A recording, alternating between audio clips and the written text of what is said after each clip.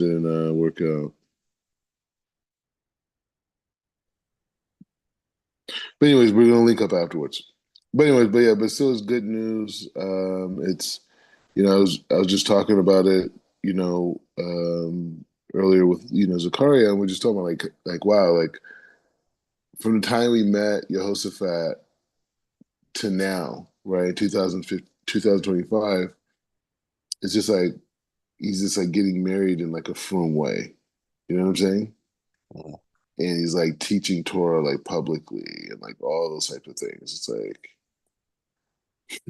complete success story. I mean, everybody's gonna have their challenges and this thing. I mean, whatever, But in terms of a 360 flip, you know what I mean? It's like wow. Yeah, for Anyways, sure. so Baruch Hashem, Baruch Hashem. All right, so it's an interesting thing because it's an interesting point, right? Because I want to learn a little bit, kind of like we're segueing, right? We're doing a lot of leadership, a lot of these principles, and we're there. We got to do them. We got to do it. But Hashem is creating a rhythm for us, right? Like even with Mesilat Yesharim, it's like okay. Sometimes with the learning, you got to pause a little bit, and you have to go into another subject just to kind of like let that other subject, that information up to that point build, and then you go back in. You know what I mean? So, Yeah. anyways, with that being said, so we're gonna do a little bit of a inquiry, kind of like a halakhic discourse. It should be a little bit more, much better than the preemptive war thing, but it's kind of a discourse on what, and this is an outlook of what have the sages thought throughout history about teaching non-Jews Torah. What are the different prohibitions? What are the different perspectives? So I see it more of as like a two-part series because it's a lot of different parts to it, but it's just like a fascinating concept to think about and to just see the different perspectives of the sages and different conclusions, how different people today came to certain conclusions, like Chief Rabbi Pinchas and Rabbi Eliezer Demota and Rabbi Chaim Kanetsky and Rabbi Badia Yosef and all these amazing, amazing, amazing Gedolim. So, all right, so that's what we're at on that. Anything you want to say before we get going?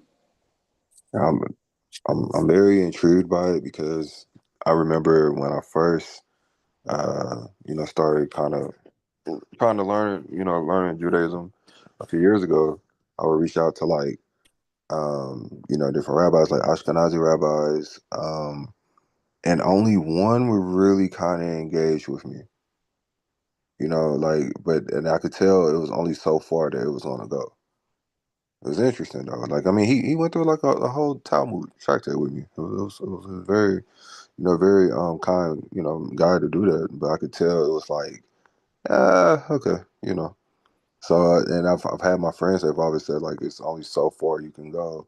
Where they try to learn with like a rabbi or something. It's like it's like they feel like they're being kind of shunned. But I'm like no, it's kind of like when I start learning more, it's like no, it's not really that. It's exactly what we're talking about today. So I'm kind of curious about it to go more into it and see what you can teach non-Jews, what you can't, just the whole discourse of it. So yeah, let's get it. Good. Very nice.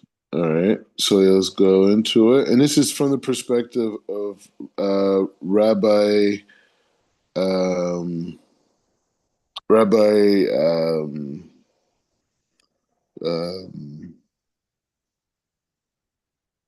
Yehuda David Blick, right? And he's alive. He's alive today, actually. Mhm. But he wrote this whole discourse on very different, like halakhic issues and like in contemporary from our time and like how to deal with them. And so anyway, so it's very fascinating and it should be strengthened in our Torah learning today. We're doing it to become closer to God. All right, so he's going in three sections. So he says Moses has come. Okay, so what this is he says teaching non-Jews Torah. What is the halachot? What is the perspective? What is the Masorah? So he says Moses has commanded us the Torah and inheritance for the community of Jacob. He says in Deuteronomy. And so it says, so he's bringing another verse from Isaiah. So he's starting it with two verses. Moses has commanded us the Torah on inheritance for the community of Jacob. Okay, so in that verse, it says pretty clearly that the Torah has commanded us the inheritance. as He's commanded us the Torah as an inheritance for the community of Jacob. So that's one completely point, right? It's interesting that he said Jacob and not Israel. All right, so it says the second point he brings from Isaiah, it shall come to pass in the end of days, and many nations shall come and say, come ye, and let us go upon the mountain of the Lord, to the house of the God of Jacob, and he will teach us his ways, and we will walk in his path. Wow. It's big, right? So so it seems like from here, these are like two contradictory verses, right? One verse says it's an inheritance for Jacob, and then it says at the end of days that all the nations will come and go to the God of Jacob and ask to learn the halakha. And so he says like this, he says, the prohibition against teaching Torah to non-Jews is well known to the students of Jewish law. He says, equally well known is the role of Abraham as the father of the multitude of nations, entrusted with the scarce task of carrying the teachings of monotheism to idolatrous people. A person unfamiliar with the extensive rabbinical literature devoted to this topic may perceive a certain tension and perhaps even contradiction between a recognized need to disseminate religious truths and an almost xenophobic reluctance to share the greatest repository of such truth, the Torah. He says, yet even the cursory examination of the relevant sources dispelled the notion that while the community of Israel jealously guards its spiritual wealth, it refuses to share these riches with others. On the contrary, it is a unique among the Western religions in its willingness to share its teachings without seeking to impose its observance.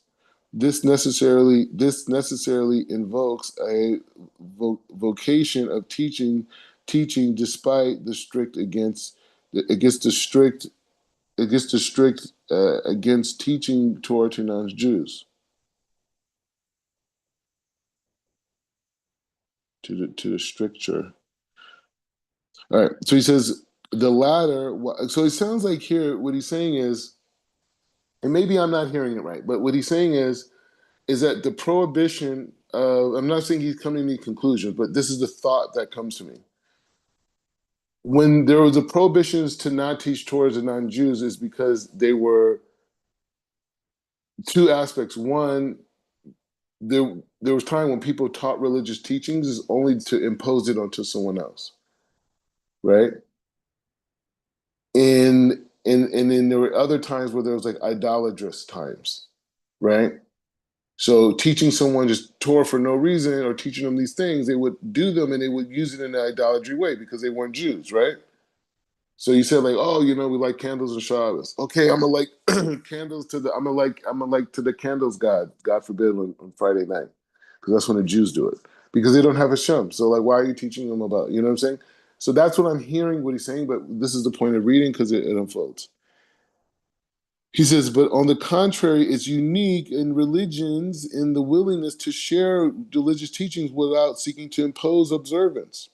It is necessarily involves vocation teaching, despite the strict against the strict the stricture against teaching toward the non-Jews. He said the latter, while it's based on substantive philosophy considerations and of definite halakha import, admits of sufficiently broad.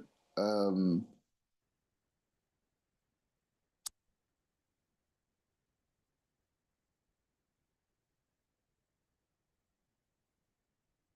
so he says he's saying here he's saying the latter is based off of the substantive philosophical considerations and of the definite halakha import admits of sufficient board exorcism to assure that Israel remains true to its role as a lamp unto the nation.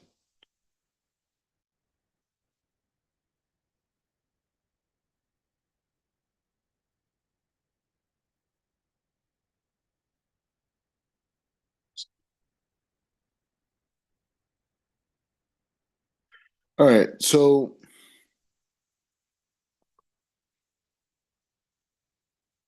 he said, in every legal system, there are laws which, at first glance, appear to be severely restrictive, but which, upon closer scrutiny, yield to many exceptions, as to render such laws virtually and what you know this word negatory, nugatory.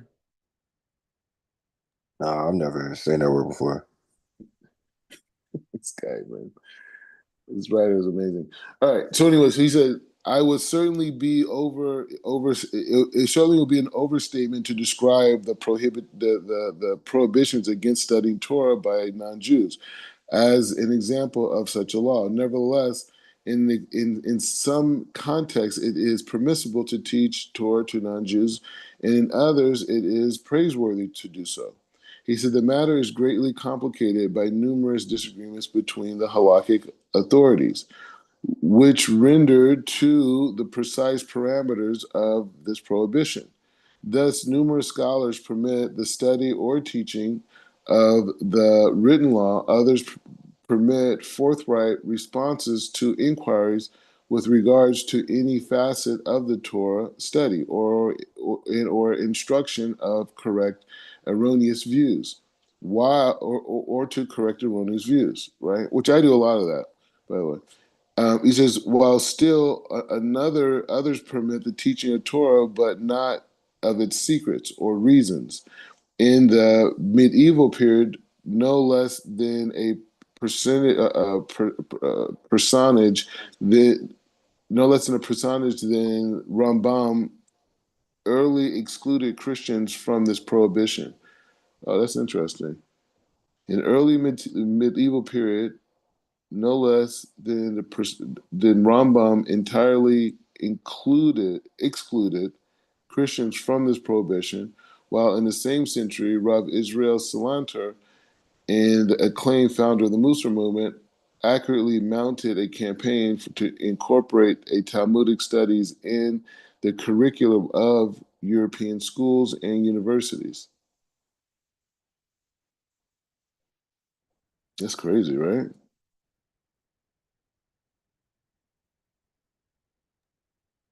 You know, Rob, I'm kind of curious, like how, like where does it? Well, I guess we'll get there. I'll ask it then. I'll see where it goes. He says, with regards to some points, there emerges a consensus with regards to others. Conversely, remains in order to understand properly how it may be that for some authorities and other conditions, at an act may constitute a violation or a divine commandment, while for others, authorities or others circumstances, the need may be victorious. It is necessary to undertake a careful examination of the halakhic sources. All right. So what we're hearing here is that we've heard like different. We've heard that people have been completely have been for have were against it, to the point that people wanted to put the Talmud inside of schools in Europe. Right. Europeans, they love each other, man. All right. So now we're going to the next section, which is rabbinic sources and responsa literature. Okay, which is now what he's doing is now he created the scenario, right? The scenario, the question is, okay, the question is what's the halakhic approach to teaching non-Jews Torah, right? And so he brings one quote that implies that the Torah is an inheritance for the children of the descendants of Yaakov. Another verse comes from Isaiah, which is a prophecy, right? And it talks about in the end of days how there's going to be people who there's going to be people who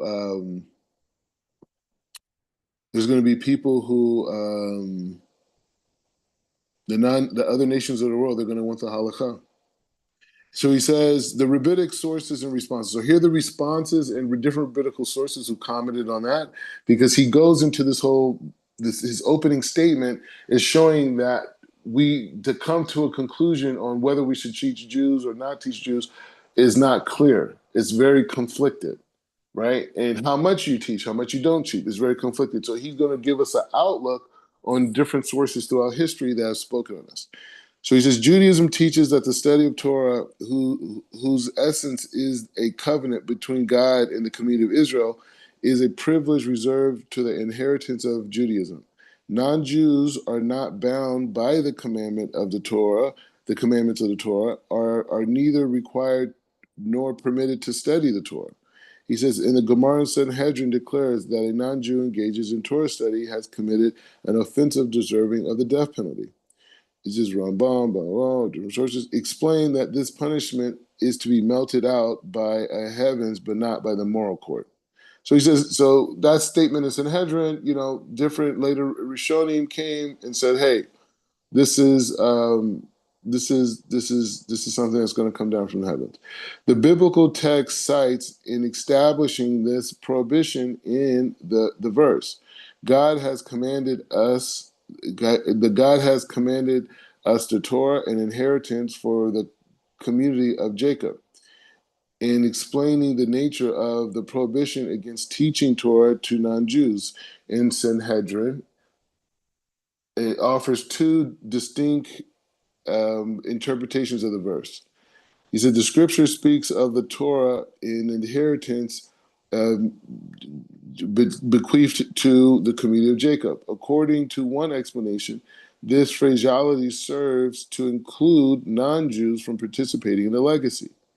Did you know it's interesting? I just want to stop here. Just reading that, you could also say it's reserved as a legacy to the children of Jacob to teach the nations, right? You can learn it that way too. He says, since the Torah was not given only to the Jewish people, a non-Jew who studies the Torah is in a sense appropriating to himself something in which was not intended for him. He said, Torah study of Torah by a non-Jew is according to his explanation described as a offense an offense akin to theft. He said, alternatively, the Gemara suggests that the Bible's term inheritance, right? He says Morashaha. So he said inheritance should be vocalized me more sha'a. He says to brothel. He says the Torah is brothel to the community of Jacob. The bond which exists between the Jews and the Torah is is depicted as similar to that which exists between the bride and the groom. One who is not a member of that community, but nevertheless engages in the study of Torah, has committed a violation akin to adultery. It is explicitly intruded upon an inmate in exclusive relationship. So he's going hard. He's going hard. He said, it must be, of course, remember that the Torah is not an abstract science. Judaism teaches that the Torah study must be pursued for the purpose of implementing rather than a theoretical or intellectual discipline. A non-Jew who is under no obligation to observe its precepts would subvert the very purpose of the study of Torah. And for he has where he has to pursue such studies solely for the purpose of satisfying intellectual curiosity. Misappropriation of the Torah in this matter is both a form of theft and a violation of the unique relationship that exists between the Torah and its inheritance. In this context, it is significant to note that the Miri in Sanhedrin declares that a non-Jew may study Torah and indeed acquires merits in doing so if it is his intention to fulfill the precepts of which he studies. So so again, we have this big conflict, right? So the sages are going hard. What are you studying this Torah for? You disgust it. What are you doing? You don't care about it. You think it's intellectual. This is a whole connection. This is bringing down Kedusha. What are you doing? Right? And then he brings another Gemara that says, no, it's holy if a non-Jew studies Torah if they want to fulfill the precepts. He says the Miri's commentary on Sanhedrin is quite apparently views the terminology employed by the Gemara in depicting the nature of this prohibition as metaphoric, and explains that the prohibition against a non-Jew studying Torah is rooted in the fear that a non-Jew who becomes proficient in Torah scholarship may be accepted as a Jew and thus be in a position to subvert the religious practices of Jews. Rav Solomon Luria and other people say, he says this, he says, although it is not explicit state that this is a rationale underlining the prohibition decries that the fact that some Jews in Spain in Orientals centuries were wrought to provide instructions in Torah studies to non-Jews for personal gain and assist that this practice contributed to heresy and possibly that non-Jews, particularly those engaged in missionary activities, might interpret the teachings of the Torah, whether consequently or otherwise, and thereby undermine the faith of Jews was indeed historically speaking a cogent cause for concern. The prohibition against teaching Torah to a non-Jew serves to thwart such a untoward misuse of Torah. Okay, so he says, just as non-Jews are prohibited from studying Torah, so are Jews forbidden to teach Torah to Gentiles. He says in Tosfos and Hagiga declares that a Jew who causes a non-Jew to transgress in this manner is guilty of violating the commandment that you should not place a stumbling block before the blind.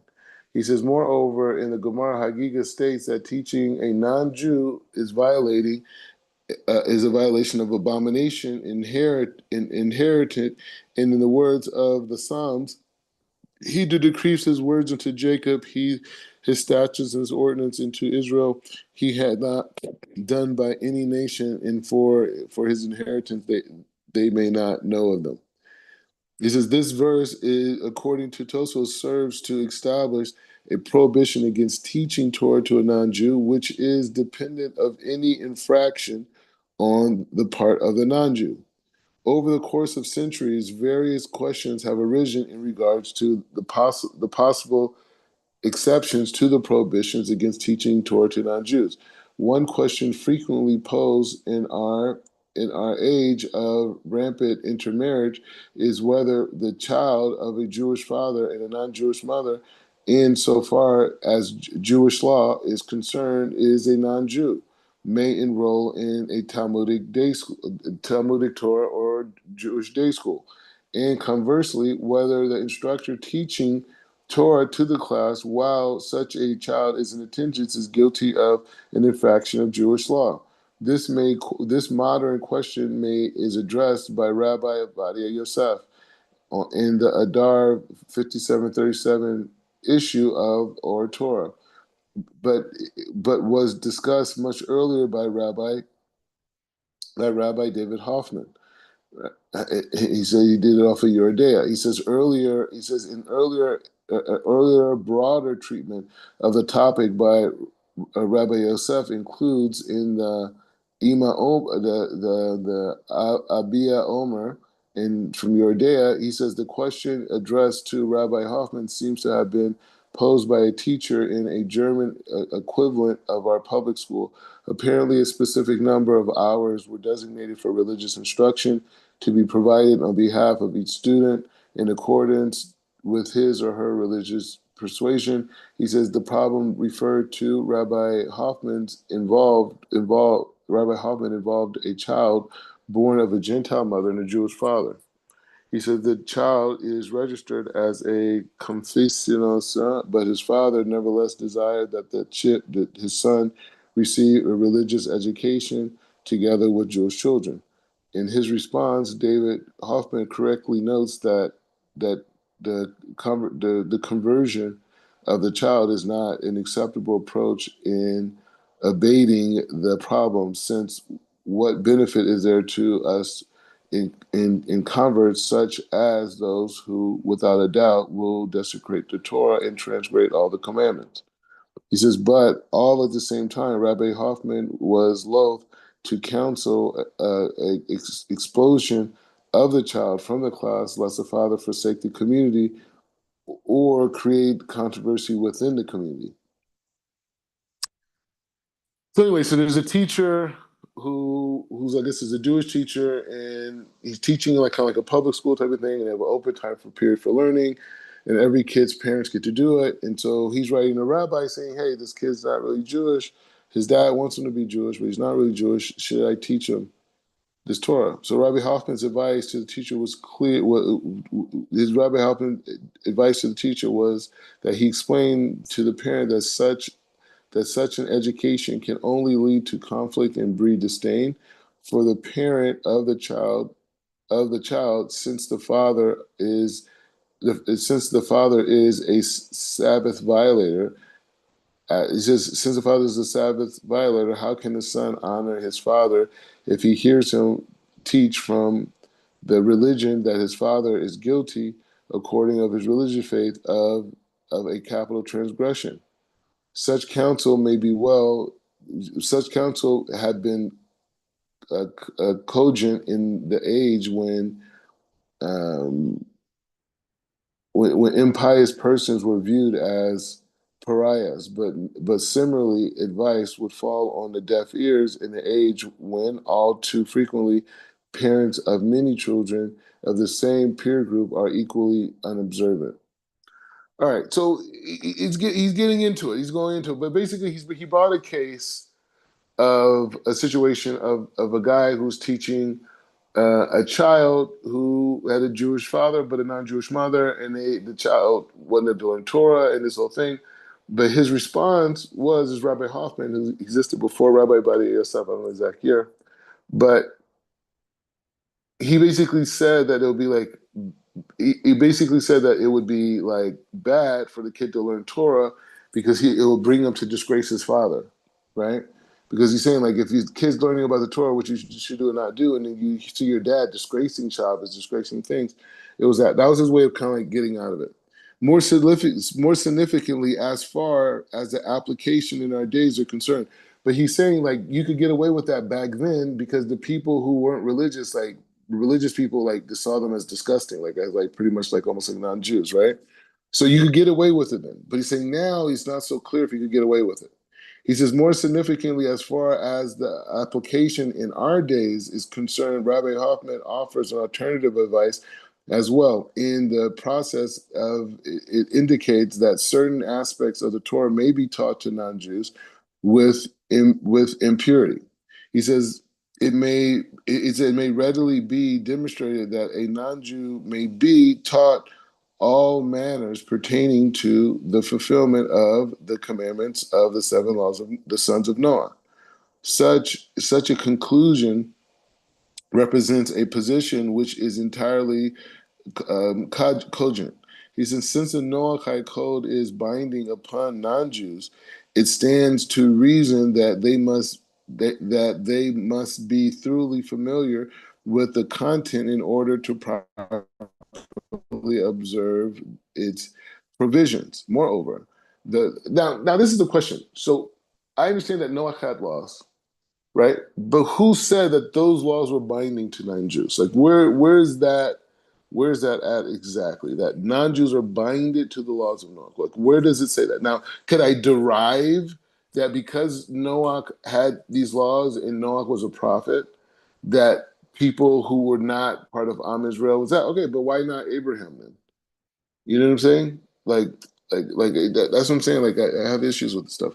All right. So, anyways, so he says, moreover, the Noahide code is a Torah of non-Jews. Hence, there can be no question of theft with regards to appropriate of its coherent content. Moreover, Shaliti Giborim, he says in his comments on he says the I'd be much of this FCA's citation. So this commentator is commenting on a citation on Masechta Avodah that declares that non-Jewish people may be taught the prophets and Hagofaya. I don't know what the Hagofaya is. He says, so that they may be aware of the conclusion and the redemption thus fast to Israel. Such studies is not forbidden because it serves to the proper purpose to influence in a positive manner the compartment of Gentiles via Jews.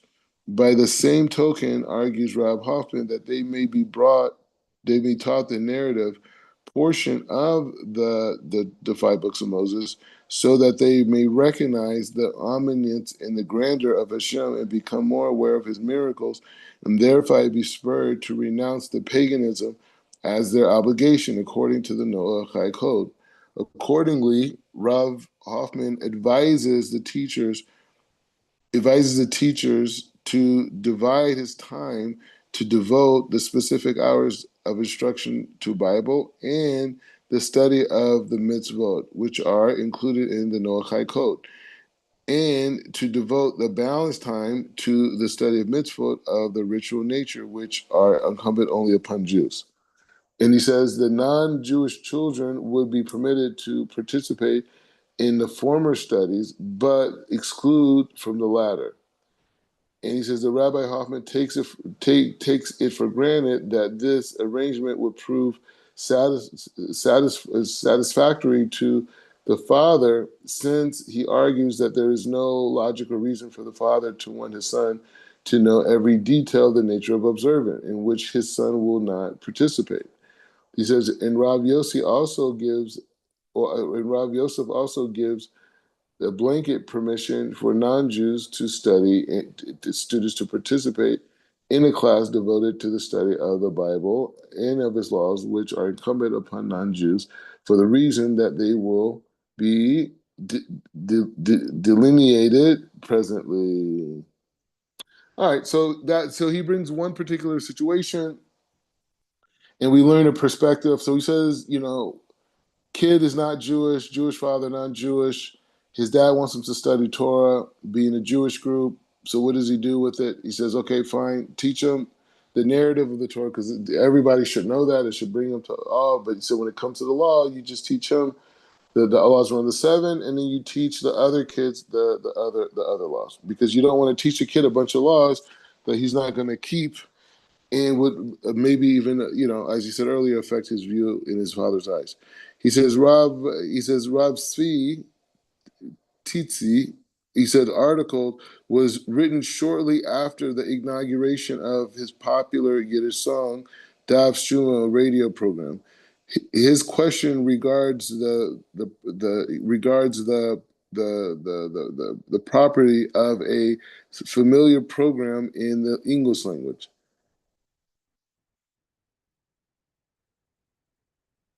All right, I just want to be clear on where we're at right now. Sorry about that. I kind of like skipped. Sorry. All right. He said, okay. He said, okay. So that would be the point, right? So we don't want the kid to that. So, but the point is saying this gives a perspective of saying like, hey, in this ruling, right? We can learn. What can we? Let's be lawyers for a second, right? This is the same thing we would do in law school. We could see by this ruling by this judge, right? He's ruling in essence a few things. He's saying that he can teach the kid the five books of Moses because he should have rationale, right? He should have rationale, right?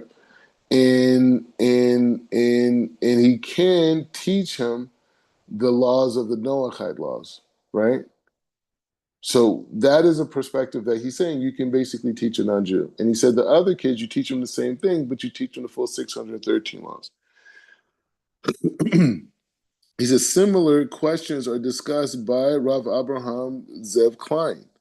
And reprinted. Okay, so there's a bunch of safers that these discusses issues. He says in Rav Tzvi article, Rav Tzvi's article is written shortly after the inauguration of his popular Yiddish song, Dav Hashuva. Dav Hashuva, okay. Page of Repentance, I guess. I don't know. So he says the radio program. He says his question regards the property of a familiar program in which the English language, though such a program would be directed to a Jew audience, there would be an exit. There would be a exit. The distinct possibility that some non-Jews might be fond among members of the radio audience. The property of the broadcast in the vernacular is also the subject of Rabbi's contribution of Noach. Rabbi Klein is asked the identical question in regards to Torah programming on television. All right, so what I think he's asking the question of, so so bro, this is where he's taking it to. So the question is, can a non-Jew hear Jewish songs like about Torah? Right? That may bring a non-Jew to want to learn and this and inspire them. He starts singing the melody. And so they said a similar question was asked as it relates to programming, right? Because if you're saying you can't teach non-Jews, like where at what point does it go? Like what a song is teaching, right? A TV show is preaching, teaching, right? And we know Chabad, they had their whole they had their webinars, the whole thing. He says during World War II, Rabbi Asherai Osrai was placed in charge of a warehouse in the Kovna ghetto in which the Nazis had assembled rare and valuable rabbinical works. All right, you hear this? He says on a number of occasions the Germans demanded of him that he read and translate some of the texts in the custody. Rav Oshrai examined the questions of whether or not to comply with these requests would constitute the infraction of the pro against teaching non-Jews toward the non-Jews. Rabbi Weinberg, was asked whether it was permissible to lecture on the Talmud topics in a non-Jewish university. He says in his responsive, Rabbi Weinberg reports that he first considered the question many years earlier when he himself had begun appointed instructor of the Jewish studies at the University of Glasgow in Germany. The questions, these are the questions submitted. But you see how great and deep this discussion is going? This is like amazing, bro. Like you just pull up the popcorn. So he says the questions submitted to Rabbi Feinstein's from America. Yeah, well, it's one of the greats from America. So he says, he says the question submitted to Rabbi Feinstein. First of all, he didn't give us the ruling. He's just saying the question was posed, right? He said the question submitted to Rabbi Feinstein concerned a man's apparently of a non-observant background, but about to return home from his yeshiva for a Passover celebration. The young man wished to translate the Haggadah at the Seder table so that his parents would be able to fulfill it. So this guy goes away to yeshiva, right? Like he comes in yeshiva, he comes from a family, non-observant, the whole thing. The family doesn't keep anything, right? And so and the young man wished to translate the Haggadah, it's coming up, Pesach coming up, the Haggadah Seder, so that his parents will be able to fulfill the mitzvah as well. His problem was that a relative in his house, a relative and his spouse were to be invited by the Seder. But okay, the problem was that a relative and his spouse were to be invited to his parents as a seder, as a guest. The woman in question had been converted to Judaism by a reformed clergy, and since in eyes of Halakha her status as a non-Jew remains unchanged, the student wished to know whether he might translate the Haggadah in her presence. He said the answer He said the answer to the specific question posed in each and every of these responses is affirmed throughout the reasoning advance by the various deciders is not always identical. All right. I kind of want to do the next one, but I think we should stop here just for because it's just long-winded. Just talk about it a little bit. What are some of your thoughts, reflections, ideas? I mean, it's almost like it's on one end, the integrity of Torah. Why you don't teach it to non-Jews? Like you're not going to fulfill it, which would actually um, be a vera for you in a sense. It's almost like protecting you from yourself. There's no need for you to know about this. You're not going to fulfill it, and you might have some form of consequence in a sense, maybe. But then on the other end, it's like, you know, B'nai Israel needs to be a light to the nations. B'nai Israel has to, you can teach the Noahide laws. You can, like all the world is contributed to that. And I know you were saying, why is that, attributed to Noah and not Abraham Avinu, which is an interesting point actually. But so I don't know. It's kind of, I'm really curious to know how you look at it, because even like with our shirim, and I always wonder like how is it that you can teach me? How do you look at it in that sense? You know what I mean? Like obviously I'm not um having quote unquote converted to Judaism, but then we have to know Shanishba as a whole, and I haven't seen too much. Well, I haven't went into too much, discussions about that, like seeing the writings of the rabbis about that topic. So I'm really curious to hear like how you think about it. Like even your class in India, are they like are they Jewish? Would they be qualified as Jewish, or like how do you see it? Yeah. So a couple points of that. Okay. So at one point, in your particular situation, you've already been learning Torah for years, right? You've already been learning Torah. You've already been learning the commentaries. You've already been learning the Zohar. You've been doing these things, and you came to me and was like, "Hey, I want to learn with you," right? And so I'm required, and you perceive yourself as being, an Israelite, right?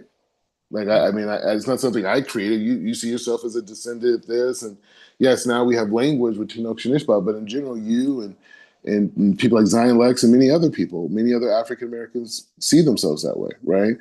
And I know because of the tradition of my rabbis that many of those people who came, the vast majority of the people who came through the transatlantic slave trade were people that were connected to these various tribes, right? Not limited to Igbo, other tribes too, right? And so those people came to North America. Now, who they are, who they're not, this whole thing. I mean, how am I supposed to know? Obviously, I am. You know what I'm saying? So you come, you're learning, you're doing this, and you come to me. What am I supposed to do? Right? Same thing like Zakaria, right? When I met Zakaria, he wasn't halakhically Jewish. I mean, now don't get me wrong, he did go through a process with the conservative movement and that type of thing for sure. But I'm saying, from what I understood, he needed to convert, right? So I shared what I did. Same thing with Yehoshaphat, right? Marsh Stoudemire. When I met him, he wasn't considered halakhically Jewish, but I learned with him. I taught, right, and he went on his way, right? And so for me, I don't know who is what because I understand Judaism from a soul level, right? So I don't know who's what. Just because someone like has long peyote and they wear a big jacket, that doesn't mean that they have that level of a soul, right? So it's not for me per se to choose. If a person comes to me and they say, "I see myself as a descendant of Israel. I've been learning Torah. I've been learning new sources. Teach me Torah," you know, and I'll take your time and I'll compensate your time. What am I supposed to do? You got to do it. Now, now there's other rabbis, and I'm saying that is a halakhic perspective, right? But then there's other rabbis, even now, Rabbi Ginsburg, right, who's a huge, huge rabbi, huge Chabad rabbi. Bro, he says we're obligated to teach all the nations all the Torah, right? So what is that? I mean, I see you as just as Jewish as I am. You know what I'm saying? Like, I mean, what do you want? Like, that's how I see you. Like, I don't see you as a non-Jew. You know what I mean? Like, I just don't. Like, I don't see you. I don't see your wife. I don't see any of the people I'm talking to. I don't see them as non-Jews. I don't see Zion Lex. I don't see anybody. What makes them different than me and Nassim Black? What makes you different than me and Nassim Black? What? What? We met different teachers. You know what I'm saying? So yeah, I do that, and then I do believe in the dynamic of Tinuk Shinishba, right? That whole thing. But at the same time, the people who are already learned in these things in that, so you have to come and clarify, right? So it's because of that we have to get involved, right? Because you're saying, "Hey, I'm a Jew. I'm a descendant of Israel. It's our people." Okay, so what am I? I mean, I believe that's true too. So I believe something before we even met, and then we meet, and then what am I supposed to do? I'm going to teach, right? And so that's the mindset with all the people. And the people who don't want wisdom, why are they going to talk to me? If you want to go through the process and join a community, right? Like the couple we learn with, right? That's what they're doing, right? They're going to their community and they're going to work with those Rabbanim and they're going to learn with them and they're going to be accepted in that community as that and they're going to be a part of it, however way it works. I don't know anything about what's going on in that area. You know what I'm saying? But I got their back. I'm supporting them. But the point is just saying that. The point is just saying that.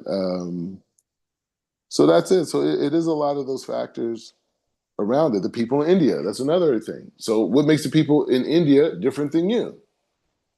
Oh, there's Jews that we know are from India because they're here in Israel. Okay, so there's African Americans that we know are Jews that are here too. Oh, but the Indians say that that the people there, that somehow people that were descendants of Jacob came there and then they populated. I guess I still haven't figured it out, right?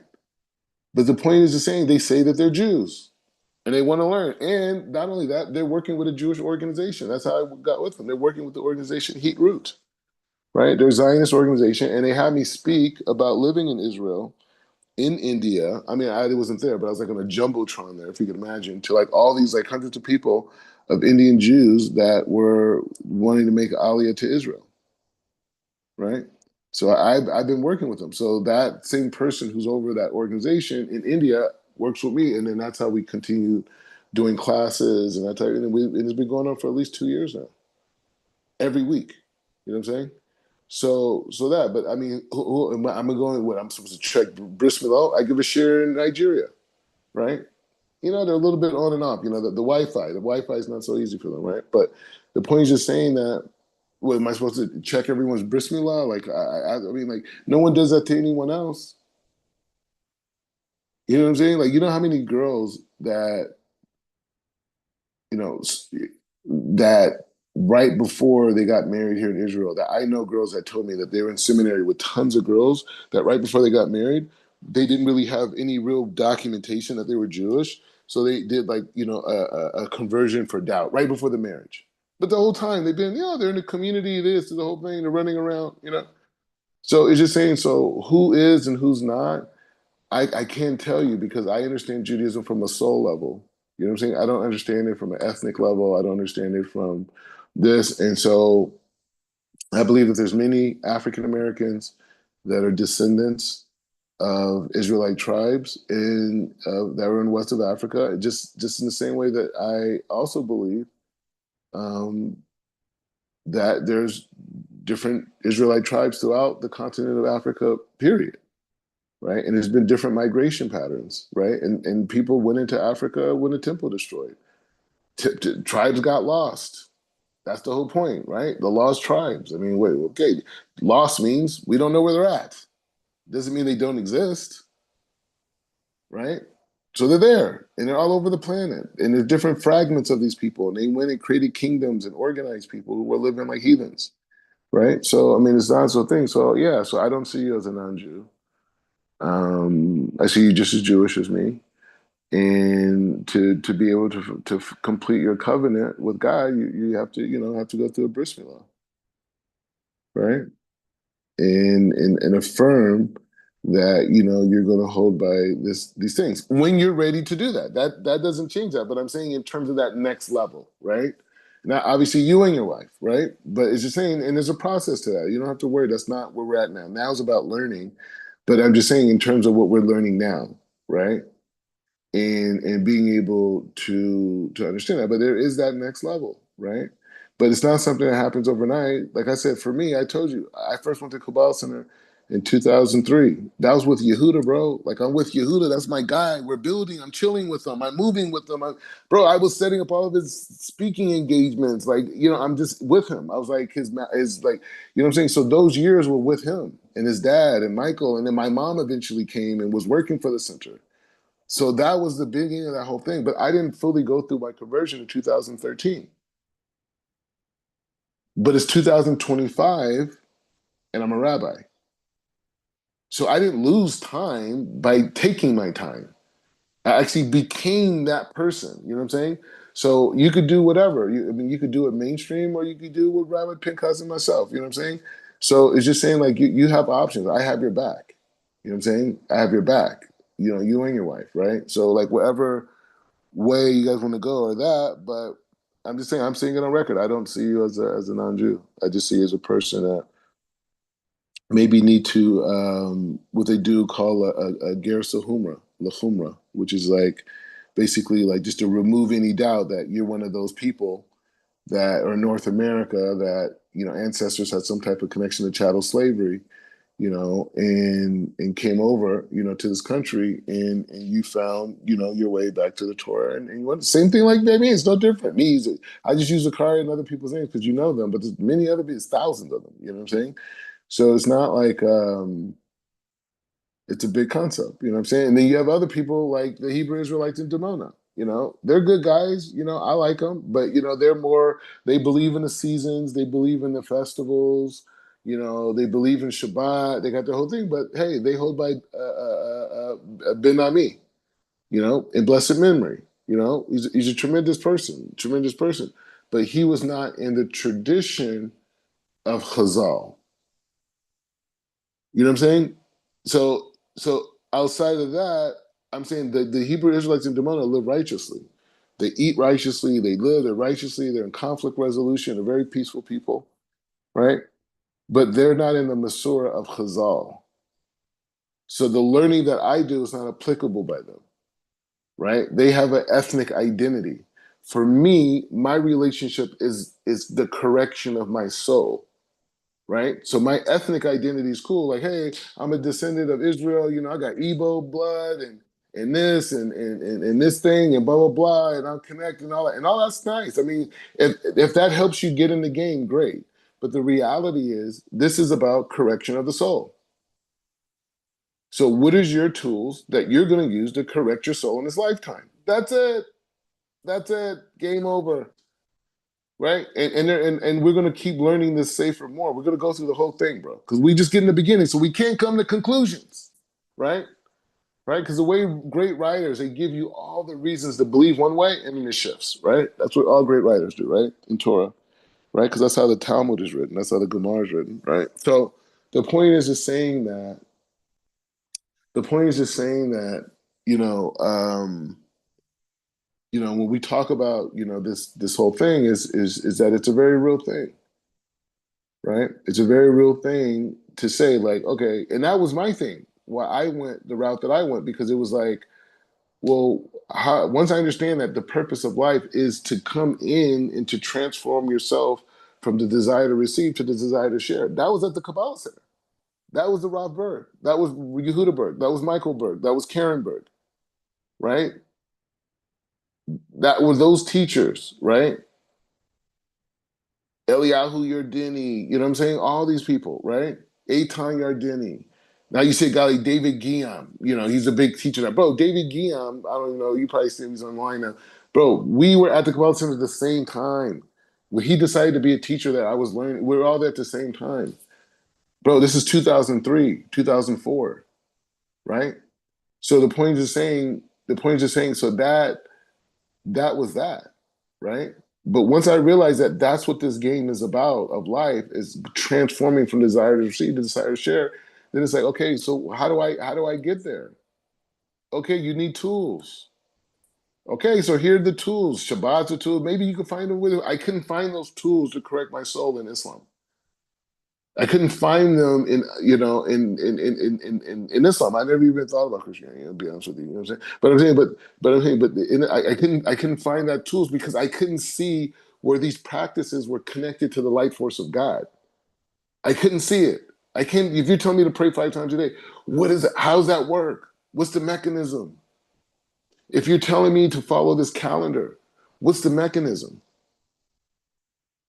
You're saying me to read this Arabic. What does it do? What is it connected to? Because Hebrew has a whole thing. So when I saw those things, I was just like, come on, bro. Bro, you tell me I should come to Mecca. Why? You know what I'm saying? So it's just like all these things started coming. You tell me to read the Quran. Okay, cool. But it wasn't even written into a book until years after your prophet dies. There's huge debate. Some people say 70 years. Some people say 3 years. Some people say 5 years. Some people, whatever. But the point is saying it's written after that. He didn't tell you to put it into a book. You guys decided to do that. And not only that, when you compile it, there was different versions of it. And then later caliphs came and they burnt all the versions and created one standardized version. And now you say, yeah, that's the original one. Come on, man, don't do that to me. Please stop. Please. Please stop, please.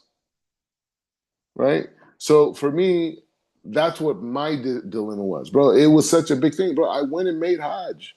I went to Mecca, bro. I lived in Mecca, Medina for a month and a half, trying to figure it out. After I understood this truth of the purpose of creation, a purpose of life, what we're here, then I had to reconcile, right? Because we grew up. I go going to Muslim schools, bro. Like it's not like we were just like some random people. We were like Sunni Muslim. Bro. My younger brother, I told you this. He went to Damascus. He learned in Syria. You know what I'm saying? So it's like we were like in it, you know? And so it was just saying that like so then but when I got faced with those real questions that the Kabbalists brought, then it's just like, well, how can I use this book that you guys have as a source of light if it's not if it's not even that's not even you never even claim this is the purpose of it. You know what I'm saying? You've never even claimed that the purpose of reading the Quran is to bring the light force of God in this world. You never even claim that. You never even claim that it will correct is here for the correction of an neshama. You never said this. All you said is about submission, right? And like I said, it's cool. And if you could derive deeper meanings out of that, great. Even bro, my parents were into Sufism, so it wasn't like they were just like these people. They went into esoterics. You know what I'm saying? Even more so after we went to Kabbalah Center, obviously. But the point is just saying that like it was these types of things. So for me, it was like those are the things that mattered. But the point but because I went through that journey, I have to show people the things that I was shown, right? So the things I'm sharing with you are the things that I was shown, not a script that somebody else created, right? I'm teaching you the Torah with the permission of my rabbis, right? And my teachers, I'm teaching you the things that I have learned on my journey to give you the ability to make whatever decisions you need to make for your life, right? Because you ultimately have to decide, right? Your teachers cannot decide for you, your rabbis can't decide. You have to decide what you want to do. Now, to me, you're doing great. You're learning, you're building your family. So you're doing the real work. So I don't think you need to rock the boat right now and say, all right, let's go and move to a Jewish community and just go in, blah, blah, blah. I think that would be too radical for, your living situation, and it's not necessary, right? As long as you're learning the Torah and your goal is to implement and to build yourself to being like Avraham Avinu, right? Right? I call myself Ben Avraham, right? So if that's your goal, I'm permitted to teach, right? All the time. If you remember, all of our classes, always halakha was there. Always halakha, right? So your intention is to keep. You never said to me once like, I'm not really into the Torah. You talked to me about Shabbat and this and what brachas for this and this different thing. So you've always gave the impression to me that your intentions were to grow and to keep, right? And I've only talked to you about being a teacher, right? Even before we even started learning together, I think I was even dropping those things, right? So I've only been in the mindset of you practicing, teaching, and living a certain life because that's the impression that I got from you in our conversation. So that's how I'm permitted to teach. If you had no intention of anything, it would be wasting my time. What am I doing, right?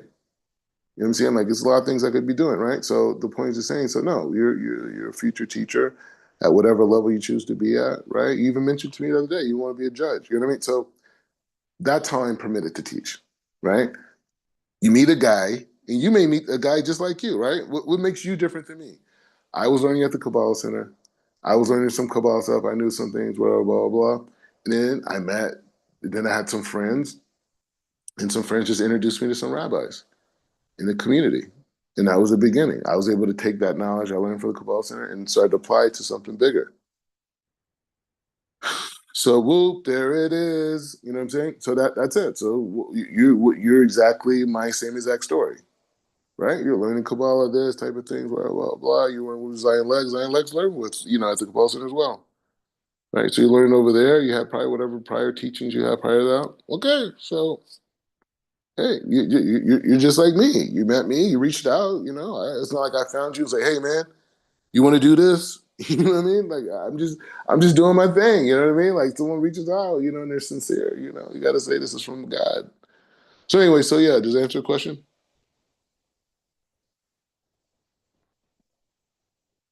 Yeah, it does. It does. Yeah, it answers it, and it's it's a point where, like I said, I need to really look into it and see like how much responsive is there for like the African American community in a sense Mm. of like trying to iron this stuff out, like create pathways. You know what I mean? Create pathways for not just African Americans, but I mean for Americans in general, bro. Like people truthfully, yeah, and people in the world. Like I mean, B'nai Israel is spread out to the four corners of the earth. You know what I mean? To recover those sparks, 288 sparks, those vessels that shattered. So and it's like it's all part of a cosmic plan by Hakadosh Baruch Hu. You know what I mean? Like B'nai Israel went to Mitzrayim to take those sparks out. Once they did, you can't go back no more. You've done your job. So it's a cohesiveness that all humanity can connect to, and we all come from Adam. And we all we know the story how Adam fell, how Avraham Avinu was next in line to take on the mantle, and so it's just I'm curious about it. Like for me personally, um, I'm definitely in the path of obviously under your leadership and Chief Rabbi Pinkas because I'm trying to go to that Torah Aleph. yeah. I'm trying to go. I'm trying to go to Mount Sinai for y'all. Like what I mean. It's not just. I mean, it's my personal opinion. Like I said, I look into the Jewish community. Yeah, it's amazing. But I feel like it should be a higher level. You know what I mean? Like we're talking about B'nai Israel. This is the whole nation should be in Kabbalah. You know what I mean? And Talmud and understanding the soul and practicality of it. I mean everything. So I'm like trying to go to the highest level, and But then I just want to say one quick point on that, just for someone else. The thing is, the Torah and the Jewish people throughout history, it's always been an elite few Jews that have been bringing down light for the collectives, right? So it's always been that way. The point is saying that we need all those people who are elite to step up. That's the issue. But it's only going to be like those people who have those big desires, right? Like you're saying right now, what you're saying, Rabbi Mordecai, I got ferocious desire. I want the light of the truth. I want the truth. I want the MS. I want this. I want to stand on Mount Sinai. I want to be there, right? I want my Halak and Shemayim to come into this Olam, right? That's what you're saying, right? And so, but that's just you.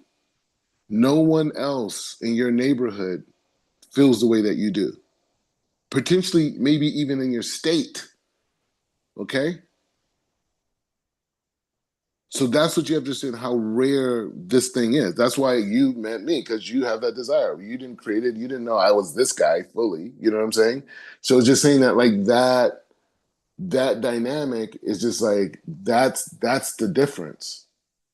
The people who contact me, they're saying, I want the highest light. I want to be down with Rabbi Pinkas. I want to be down with the Mikkel Bowling. Why are you coming to us? You could easily go reform. You could go this. You could find some conservative people. You could find this. You could find some black Hebrew Israelites. You could find this. Why are you coming over here? Because that's what I'm saying. So that's the point of understanding like why this is the dynamic. And this person with this desire, giving them the tools, they're going to do it. Imagine me. Imagine if I never got the tools of Torah. The same desire that had the ability to become a rabbi, to teach halakha, to teach Gemara, to teach Kabbalah, to teach Musar, to teach Peshat in the same day, right? Imagine if that never happened. Never happened.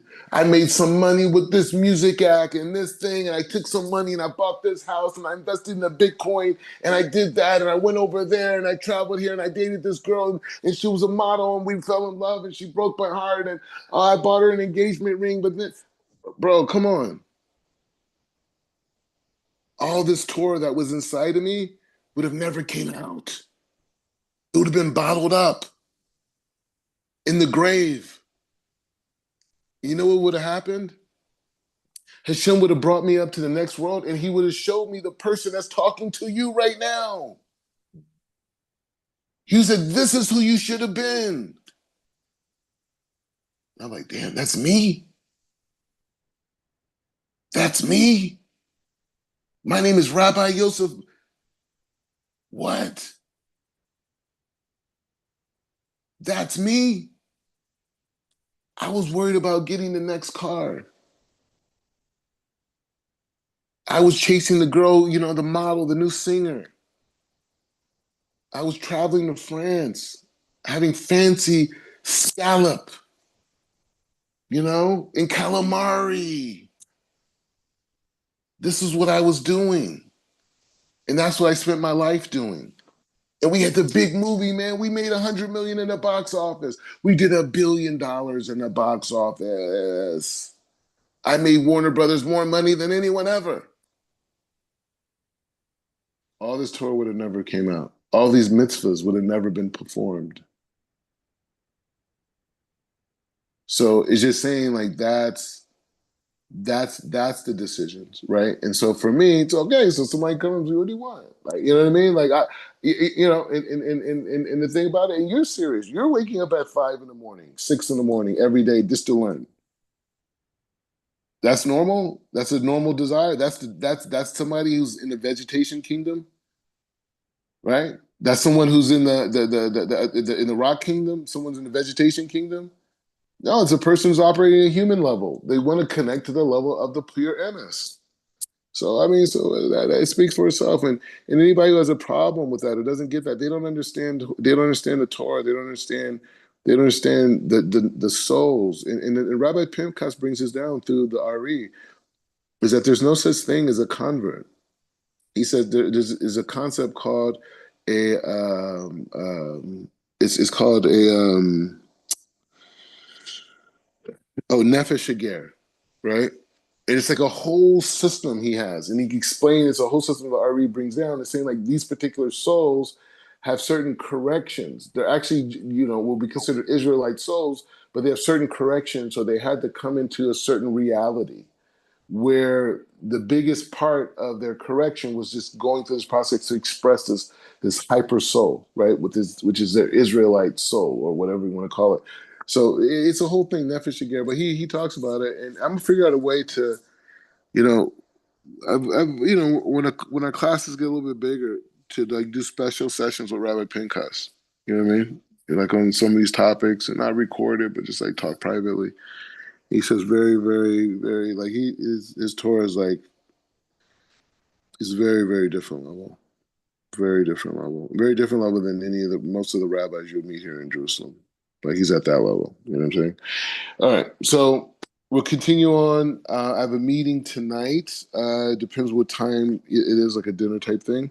So I'm doing that tonight. And if not, I want to get back into leadership. I just want to keep good leadership and even also continue on this topic because it's important that we're clear on the conversation from a halachic perspective. When we have these discussions, you'll be able to bring sources and perspectives and outlooks that, people can understand, why you're doing certain things and communicating the language that everyone understands universally.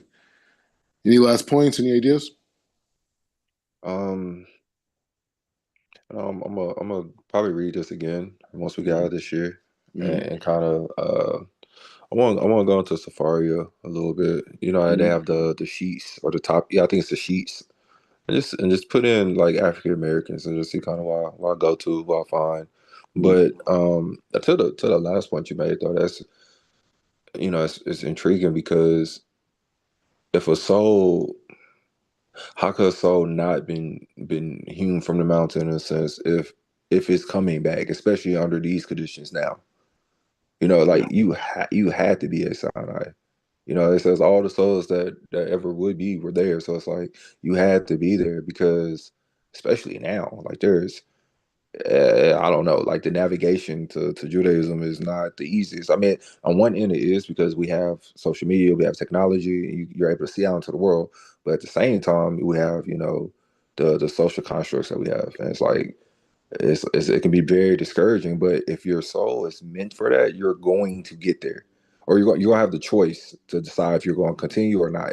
But it will be presented to you because it's like a beacon. You have to go there. It's your essence in a sense. So the point of there's no converse. Yeah, it makes sense because how could you be?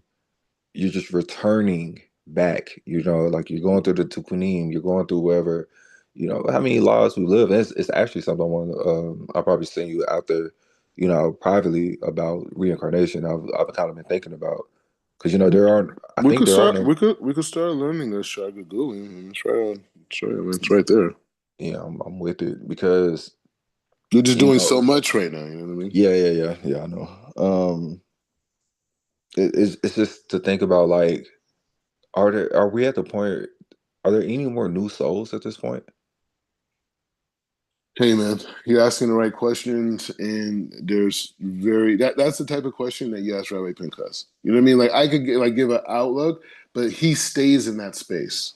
Mm. He stays in that space. That's his space. He'll come down, yeah, and ask a question about halakha, whatever, Chief Rabbi Pinchas. He'll ask those questions, but he's there, but he's in that space. He's in the space of souls. As where I'm like, I don't want to say I'm not more in the Peshat, I'm also in the Kabbalah, right? But that place that you have to stay at, that he's there. And it takes a lot of work. And you got to have the right support around you to do that. You know what I mean? Like you can't really be using social media. You got to be in a lot of meditation. You got to, anyway, it's this whole thing. But yeah, but that's Chief Rabbi Pinchas, and he gives sheer on this. You know what I'm saying? It's not like he's just like a guy who'll give you like a wise experience. Like he's like me. He's in the text. When I'm saying I'm like him, rather. I'm saying like we were trained in a Masorah, right? So that Masorah on Kabbalah, which I learned from him. Obviously, I learned a structure through the Kabbalah, but the actual Kabbalah, bringing it to life after learning Gemara for like 5 years, um, was Chief Rabbi Pinchas. You know what I'm saying? And it was his Torah, right? So the thing is, but he stays in that reality. And so that's why when you talk to him, those are the type of questions you ask him. Like some people ask him, like, "Oh, halakha, this, blah blah. What's the best way to do kiddush?" Even Nusak Afriki, he'll explain it. He'll explain it. He can't. But there's other rabbis that could talk about it. But the thing about this is that, anyway, we'll see. I should be open later this evening. But yeah, bro, like I said, that's the point. Dedicating our lives to studying and to learning for implementing, right? Because once you understand, like, say, when we get to a point where we start learning Shargagulim, right? When we go in that process, then it's like the implementation was that we're going to develop these new lenses that we like, even with the leadership, it's changing our lives. You know what I mean? These principles are changing our lives. It's giving us so much more confidence. It's giving us so many more tools, right? To go out and be leaders and say, okay, I got to think this way. I got to have compassion. You got to do this. This is how you build leaders. This is the type of structure you need to do. You need these principles. So the point is like, that's the point of dedicating our lives to Torah. This guy said to me the other day, he's like, bro, like, I was looking at your pictures, man, and it's like, you so different and like cooler in this when you were back in LA, this, blah, blah, this whole thing. Now you got gray hair, you look old, this whole thing. I said, bro, this is what it is to take your body and put it in the Torah, to soak your body in the mikvah. Like, I sacrifice myself, dog. It's just day and night learning this, blah, blah, blah, forgetting about everything. You know what I'm saying? So I had to go through that process. It's like, it's not as extreme, nowhere close to extreme, but it's like Rabbi Shimon coming out of the cave. You know what I'm saying? Like they came out, fools were looking at him, they're like, damn, what happened to you? He said, this is what we had to do. This is what we had to do to get there. Mhm. Right?